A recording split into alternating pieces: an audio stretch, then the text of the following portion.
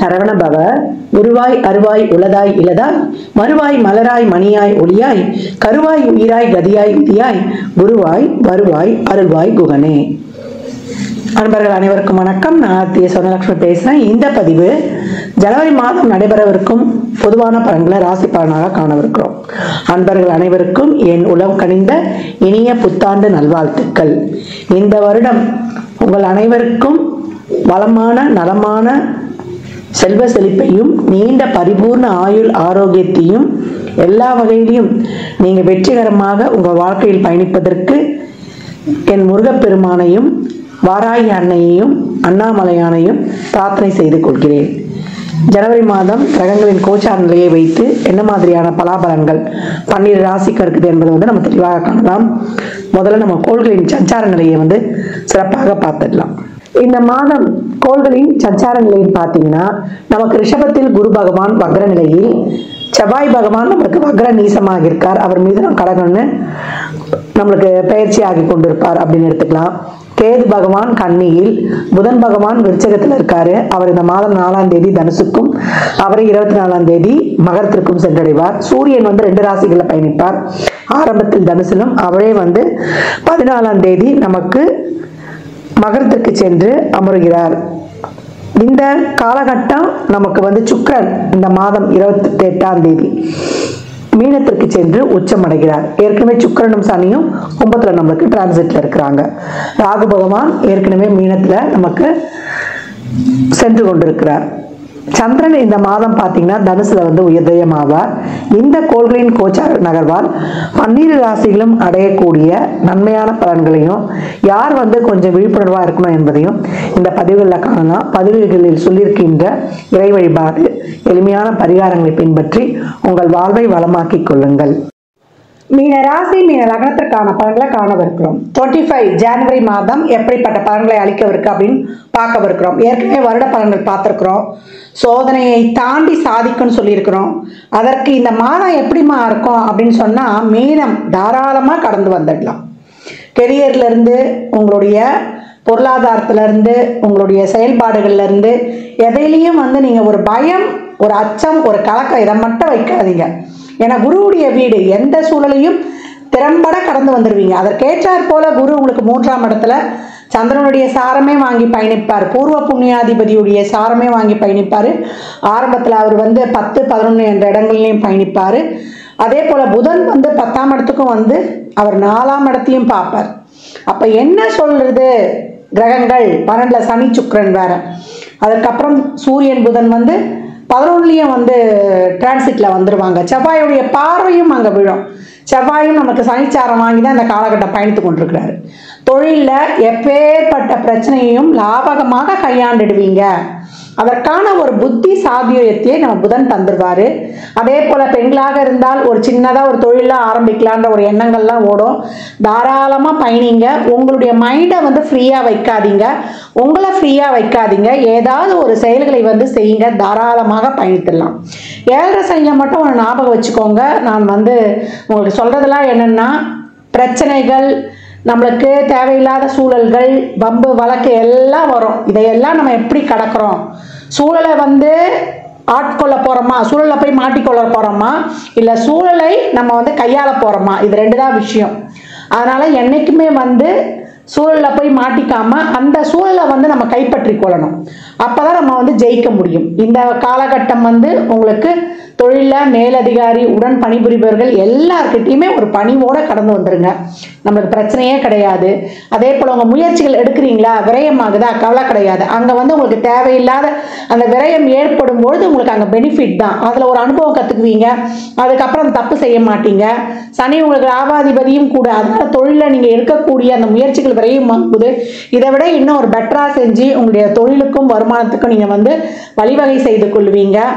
ஏன்னா செவ்வாயுடைய பார்வையும் இருக்கும். எப்பேற்பட்ட கஷ்டப்பட்டாலும் அதில் ஒரு பெனிஃபிட் இருக்கும் அப்படின்னு சொல்லணும். நிறைய குழப்பம் இருந்தவங்களுக்கு கூட இப்போ ஒரு தெளிவு கிடைச்சி நம்ம இப்படி பயணிக்கலான்றது வரும். ஏன்னா சனி குருவுடைய சாரத்தில் பயணிச்சிட்டார். அதனால ரொம்ப அப்படியே ஒரு பயம், அச்சம் இருந்தவங்களுக்குலாம் இதுதான் சூழலா, இப்படிதான் கடந்து வரணுமா அப்படின்னு யாருடைய வழிகாட்டுதலாவது இந்த காலகட்டம்லாம் கிடைச்சிரும். அதை பிடிச்சிக்கிட்டு அப்படியே நம்ம தாராளமாக வந்துடலாம் அப்படின்னு சொல்லலாம். கணவன் மனைவி சார்ந்த விஷயங்கள்ல, குடும்ப விஷயங்கள்ல, திருமண பேச்சுவார்த்தைகள்ல அப்படியே கொஞ்சம் வந்து ஸ்ட்ரகிள் இழுபறி இதெல்லாம் இருக்கும். அப்படியே லாவகமாக கடந்து வந்துருங்க. இன்னும் அடுத்து வரக்கூடிய மாதங்கள்ல உங்களுக்கு சிறப்பான நிகழ்வுகள். புதுசா கல்யாணம் ஆயிருக்கு, உங்களுக்கு வந்து உங்களால பிரச்சனை வராது, சைட்ல இருந்து தான் பிரச்சனை வரும். மாமியார் பிரச்சனை, நாத்தனார் பிரச்சனை. எப்போ கணவன் மனைவி அம்மாக்காக பொண்டாட்டியையும் பொண்டாட்டிக்காக அம்மாவையும் விட்டுறக்கூடாது. இதில் ஆண்கள் தான் பயங்கர பிளே ரோல் பண்ணுறவங்க திருமண வாழ்க்கையில். அவங்க அப்படியே எடுத்துகிட்டு போனோம். பெண்களுக்கு இங்கே என்ன அறிவுரைன்னா, நம்ம அம்மா அப்பா மாதிரி தான் கணவருடைய அம்மா அப்பாவும். அதனால் 2 பேரும் அவங்கவுங்க உறவினர்களை விட்டு கொடுக்காம நீங்கள் வந்து போகும்பொழுது, இருவர்களுடைய உள்ள உணர்வுகளுக்கும் மதிப்பு கொடுக்கும் பொழுது உங்களுடைய உறவில் என்றைக்குமே பாதிப்பு ஏற்படாது.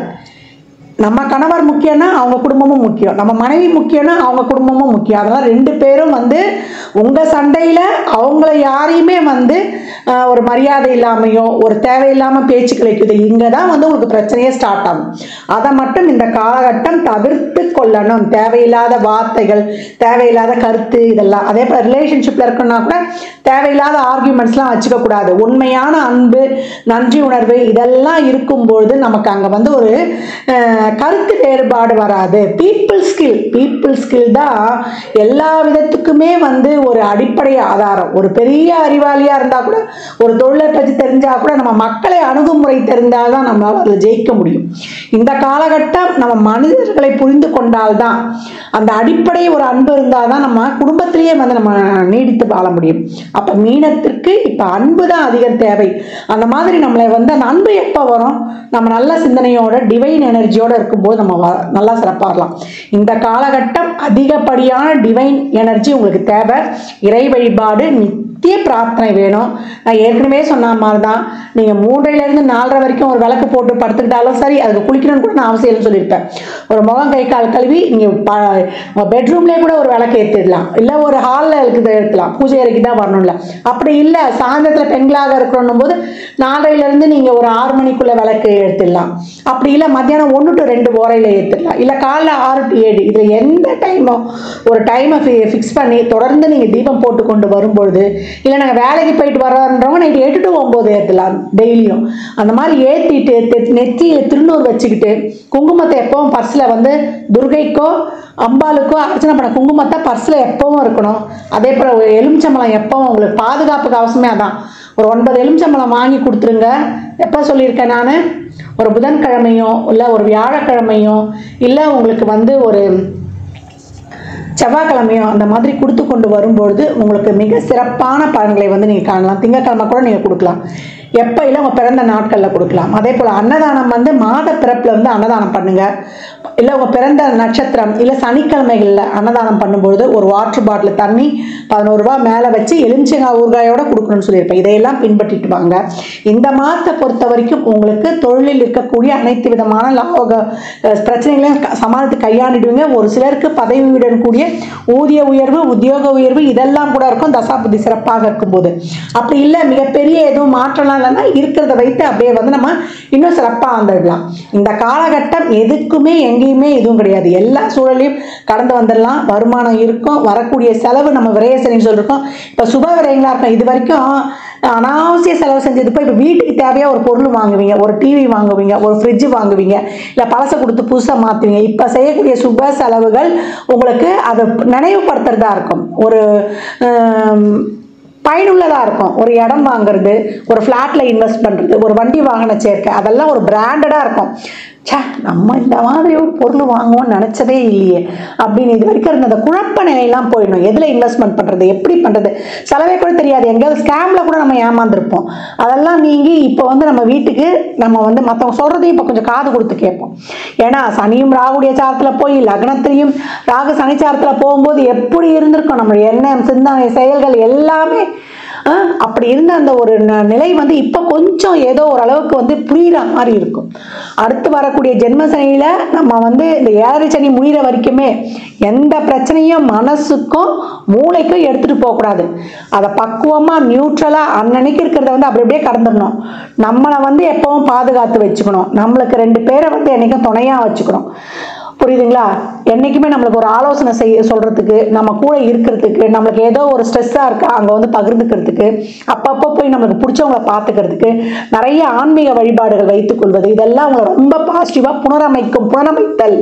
நம்ம இந்த காலகட்டம் வந்து நிறைய சிவ வழிபாடு வச்சுக்கோங்க. பழமையான சிவ ஆலயங்களுக்கு செல்வது, அம்பாளுடைய ஆலயங்களுக்கு செல்வது, நம்மளுக்கு உக்கிரமான தெய்வங்களை வழிபடுவது, அமாவாசையில பௌர்ணமியில எல்லாம் வழிபடும் பொழுது ரொம்ப அருமையான பலன்களை வந்து நீங்க கண்கூடாக காணலாம். நிறைய வயதானவர்களை பேணி காக்கணும் மீனத்திற்காக தான் சொல்லியிருக்கேன். அப்பதான் லாபம் உங்களுக்கு. எல்லாருமே வயதானவங்களை பார்க்கணும். இன்னும் வந்து உங்களுக்கு அது விருத்த சம்ரக்ஷணம், உங்க 7 தலைமுறையும் உங்க வம்சாவளியே காப்பாற்றணும்னு சொல்லியாச்சு. அப்ப மாணவர்களுக்கு நல்ல படிப்புல ஏதாவது முடிவெடுக்க கொஞ்சம் வந்து நம்மளுக்கு கொஞ்சம் டவுட்டா இருக்குதுன்னா நம்மளுடைய வெல்விஷரை நம்மளுக்கு கொஞ்சம் ஸ்ட்ராங்கா கொஞ்சம் அப்படியே இருக்குது, எல்லாமே நல்லா இருக்குது, எதான் செலக்ட் பண்றது அப்படின்னும் பொழுது உங்களுக்கு ஏற்ற மாதிரி அவங்க வந்து சொல்லுவாங்க. இவங்க கிட்ட போனால் நமக்கு ஏற்கனவே நம்முடைய ஆசிரியர்கள் இவங்க கிட்ட வந்து நம்ம கேட்டுக்கலாம். அதே போல திருமணம் சார்ந்த விஷயங்களை இழுபறியாக இருந்தாலும் எல்லாத்தையும் ஒரு அலசி ஆராய்ந்து பொறுமையா நிதானமா, இந்த காலகட்டம் என்ன வேணா பார்க்கறது எல்லாமே நல்லதா இருக்கும். அதுதான் நம்ம வந்து 3வது ஆள்கிட்ட நம்ம டிசிஷன் கரெக்டானு கேட்டுக்கணும். அப்ப பொறுமை, நிதானம், சகிப்புத்தன்மை, ரிப்பீட்டு முயற்சிகள் என்னைக்குமே இருக்கணும். தொடர் முயற்சி உங்களை வெற்றியின் பாதையில் அழைத்து செல்லும். உடல் ஆரோக்கியத்துல கூடுதல் கவனம் எடுத்துக்கோங்க. உணவு கட்டுப்பாடு வைத்துக் கொள்ளுங்க. ரெகுலர் எக்ஸசைஸ், உடம்பு ஆக்டிவா இருக்கணும். உடம்பு ஆக்டிவா இருந்துச்சுன்னா மனசு சிறப்பாக செயல்படும். மனசு சிறப்பாக செயல்பட்டால் நம்ம முடிவுகள் சிறப்பாக இருக்கும்.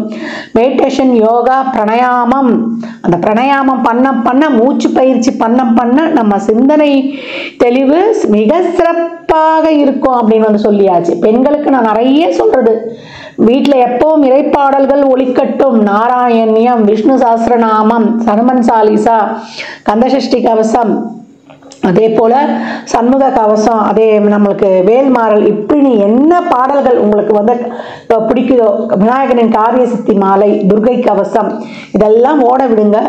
இந்த பாடல்கள் நீங்க உச்சரிக்கணும் கூட இல்லை, அதை கேட்கும் போதே உங்களுக்கு வந்து ரொம்ப சிறப்பா இருக்கும். நல்லா வாராகி வழிபாடு, பிரத்யங்கரா வழிபாடு, ஆஞ்சநேயர் வழிபாடு, எது பிடிக்குதோ உங்க மனசோட ஒத்து போதோ தாராளமா பண்ணுங்க. நிறைய தான தர்மம் பண்ணுங்க. குழந்தை பாக்கியம், அதற்கான வைத்தியம், எல்லா முயற்சிகள்லையுமே இந்த தடைகள்லாம் ஓரளவுக்கு விலகி உங்களுக்கான ஒரு வழி அப்படியே ஒரு ஃப்ரீயா வந்து இப்படி போகலாம், இப்படி செய்யலாம், அப்படியே வந்து ஒரு மேகமூட்டமாக இருந்ததெல்லாம் இப்போ கொஞ்சம் நல்லா அப்படியே கொஞ்சம் தெளிகிற மாதிரி, உங்களுக்கே ஒரு புரிகிற மாதிரி, அப்படியே இந்த மாதத்தை வந்து நம்ம அப்படியே வந்து ரொம்ப மோசமாக இருக்குமா இல்லை ஓஹோன்னு இருக்குமா நார்மலாக இருக்குமான்றதை தாண்டி ஆவரேஜை கடந்தே ரொம்ப நல்லா இருக்கும். இந்த சோதனையை வந்து நீங்கள் சாதனை ஆக்கிறதுக்கான முயற்சிகளில் ஈடுபடுவீங்க. எப்போ நம்மளை வந்து இந்த காலகட்டம் பல மடங்கு இறைவனுடைய துணை தான் நம்மளுக்கு தேவை. எந்த காலகட்டத்தில் அப்துல் கலாம் ஐயாவுடைய பொன்மொழிகள் தான், உங்களால் எல்லாமே முடியும், ஐ ஆம் த பெஸ்ட், அதை நினைங்க. எதை பார்த்தும் பயப்படாதீங்க. ஐயோ அவங்க அப்படி பண்ணிட்டாங்களே நம்மளால பண்ண முடியுமா அப்படின்ற டவுட்லாம் மாணவர்களுக்கு வரவே கூடாது. நல்லா பண்ண முடியும். மாணவர்களாக இருந்தாலும், இளைஞர்களாக இருந்தாலும், இளைஞர்களாக இருந்தாலும், சாதிக்க பிறந்தவர்கள், குரு 4 பேருக்கு உபதேசம் சொல்லக்கூடியவர்கள். அப்ப நீங்க எப்படி இந்த காலகட்டத்தை எடுத்துப்பீங்க? இந்த காலகட்டம் புத்தி சாதுரியம் உங்களை எல்லா வகையிலையுமே உங்களை வந்து திறம்பட செயல்பட வைக்கும். அதுக்காக தான் புதன் உங்களுக்கு நல்லா ரொம்ப சூப்பராகவே ஆக்டிவேஷன் ஆகுறாரு. அதே போல பணம் தசாபதி சிறப்புலன்னா பணம் கொடுக்கல் வாங்கல், வாய் வார்த்தையில கனிவு வச்சுக்கோங்க. ஒரு சொல் வெல்லும், ஒரு சொல் கொல்லும். கோபத்தை கொஞ்சம் குறைச்சிக்கோங்க. எல்லாருக்கிட்டையும் அப்படியே வந்து ஒரு அன்பா, ஒரு நெளிவு செழிவா, பக்குவமா அரவணைத்து கடந்து வந்துருங்க. எல்லாமே இங்க காலகட்டம் உறவுகளை பாதுகாத்துக்கணும். மீனத்திற்கு 2 பேர் நல்ல ஆத்மாக்களை உடன் வச்சுக்கணும். நல்ல ஃப்ரெண்ட்ஸ் கிடைக்கிறது தான் பெரிய விஷயம். சொல்லுவாங்களா, நல்ல ஃப்ரெண்டை வந்து பைசா கொடுத்து கூட வாங்கி வச்சுக்கலாம். அது மட்டும் தான் மீனத்துக்கு தேவை. மற்றபடி உங்களுக்கு அனைத்து விதமான விஷயங்கள்லையும் நார்மலான ஒரு சிறப்பான ஒரு செயல்பாடுகள் நடக்கும். அது திருமணம், குழந்தை பாக்கியம், இல்லை ஒரு எல்லா சம்பந்தப்பட்ட விஷயங்கள்லாம். இப்போ திருமணம் பொறுத்தெல்லாம் கொஞ்சம் நல்லா பார்த்துக்கோங்க. திருமணம் ஆகியிருந்தா மற்றவர்களுடைய சூழலால் உங்க குடும்ப நிலை பாதிக்கக்கூடாது. கணவன் மனைவி 2 பேர் மட்டும் தான் பேசிக்கணும். கணவன் மேல தப்பா இருந்தாலும் சரி, மனைவி மேல தப்பா இருந்தாலும் சரி, உங்க மேல தப்பே இல்லைன்னா கூட தப்பு இல்லாத நீங்க முதல்ல சாரி கேட்டுருங்க. ஐ லவ் யூ சொல்லிடுங்க. அந்த ஒரு இந்த சாரிக்கும் ஐ லவ் யூக்கும், இந்த 2 வார்த்தைக்கும் இருக்கக்கூடிய சக்தி வேற எந்த ஒரு மந்திரத்துக்குமே கிடையாது. நம்மளே போய் சாரி கேட்டோன்னு வச்சுக்கோங்களேன், தப்பே செய்யலையா அவங்களே வந்து சாரி கேட்குறாங்களா, அப்போ நம்ம கேட்கணும் இல்லையான்னு தோணும் மனைவிக்கு. அப்போ கணவனுக்கு அப்படி தோணும். என்றைக்குமே அடுத்தவங்களுடைய உணர்வுகளை மதிங்க. என்றைக்குமே ஒருத்தரை கை நீட்டி குறை சொல்கிறதுக்கு முன்னாடி அவங்க இடத்துல இருந்து பாருங்கள், ஏன் அவங்க அந்த செயலை செய்தாங்க அப்படின்னும்போது உங்களுக்கு அந்த இடத்துல கோபமும் வராது, உங்களுக்கு ஒரு உறவு சிக்கலும் வராது. அன்பும் நன்றியுணர்வும் இருக்கும்போது உறவுகளை சிறப்பாக பேணி காத்துக்கொள்ளலாம். இந்த காலகட்டம் மீனத்திற்கு உறவுகளை பேணி காக்கும் போது ஆரோக்கியம் இருக்கும். ஆரோக்கியம் இருந்தால் பண வரவு சிறப்பாக இருக்கும். ஒரு வாழ்க்கைக்கு இந்த 3 தான் அடிப்படை. இதைதான் உங்களுக்கு பதிவுகளை அடிக்கடி சொல்லி ஞாபகப்படுத்திக் கொண்டிருக்கிறேன். இந்த மாதத்தை பொறுத்த வரைக்கும் உங்களுக்கு மிக சிறப்பான மாதம். தொழில் விஷயங்கள்ல ரொம்ப அப்படியே கடந்து வந்துருங்க. நல்ல மாற்றங்களும் இருக்கும். பணம் கொடுக்கல் வாங்கல் இதெல்லாம் கொஞ்சம் கவனம் இருக்கட்டும். விரயங்கள் நல்லா நடக்கும், சுப விரயங்களாக இருக்கும். ஏற்கனவே சொன்ன மாதிரி குழப்பம் இருந்தால் உங்கள் வெல்விஷரை ஒரு ஆலோசனை கேட்டுக்கொள்ள வேண்டியது.